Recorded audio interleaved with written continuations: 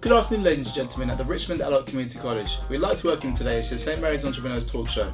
My name is Louis Harry, I'm the co-founder. And my name's Tom Price, the other co-founder. We'll be interviewing two students today, Jamie Hobday and Sam Ron. And we'll be asking them about their businesses and what their intake is on business mentoring. Good morning, Sam. Nice to meet you. How are you doing? Very well today. Okay, good. So just a few questions. What made you want to start your own business? So the reason I want to start my own business is because both my grandparents own their own business, and often when I meet someone from back home Kenya, they often talk about how successful they were, and also it's not just that, it was their attitude towards business. Often people say business people are shrewd, and I think what I want to do is create a business that gives back to my colleagues, my customers, and also allows them to move on and establish themselves. And I think often business people always think about themselves. Yeah. And I have seen companies that have a different attitude, and I think that's one of the things I want to bring about. Wicked. Okay. So Sean can't actually tell you her idea for copyright reasons, but just know that it's fantastic. So you don't really have a business mentor. Do you think you would benefit from having one? I do think I'd benefit. One of the things that has always held me back is that I lack the theory knowledge. Okay. So every time I get to a stage, for example, when a corporate company, which has happened recently, gets in touch with me, I'm often kind of nervous and paranoid as to how to go forward or how to approach them, what are the legal matters towards it. So I think that's held me back, and a mentor will definitely help in that aspect. Okay. And what advice would you give someone who's looking to start their own business? Advice I would give is that often people put you down and say your idea is really ambitious. I've had that all my life. Often it's from friends, unfortunately. So I'd say a major thing is to kind of take that negative energy and make it positive and be like, one day I can turn around and be like, I've actually done it. And another thing is that don't think your idea is too big, because often it's just about breaking it down and having smaller targets. And if it's happened to me many times, some people will say no to you, some companies will reject you.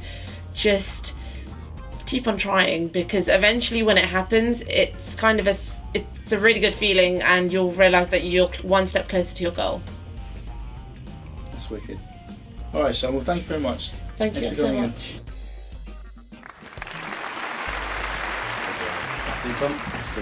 Thank you.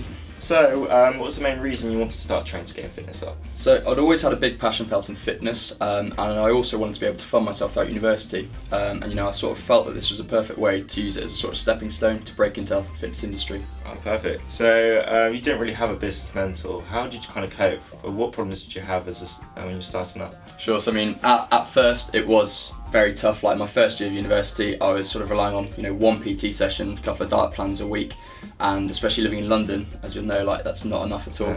Yeah. And it wasn't until I sort of started to imply various strategies, as getting my own website, that helped a lot, sort of friend referral schemes, and as stupid as it sounds, as a PT, if you can't take person A to B in X amount of time, then they're not going to hire you. So you need to sort of have those transformation pictures, the testimonials, to show people that you can actually guarantee them results. That's like the bread and butter, I think, of being a personal trainer. Oh, brilliant. So what's your kind of biggest success you feel training games brought you? I'd definitely say just the whole aspect of growth.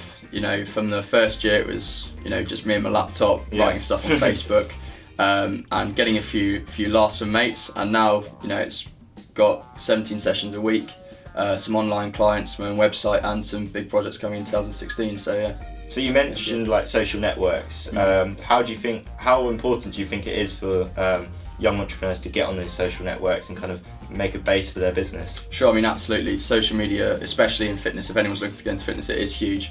Like if you're trying to reach out to a particular target market, say you're looking for young people, that's the predominant form they're going to use.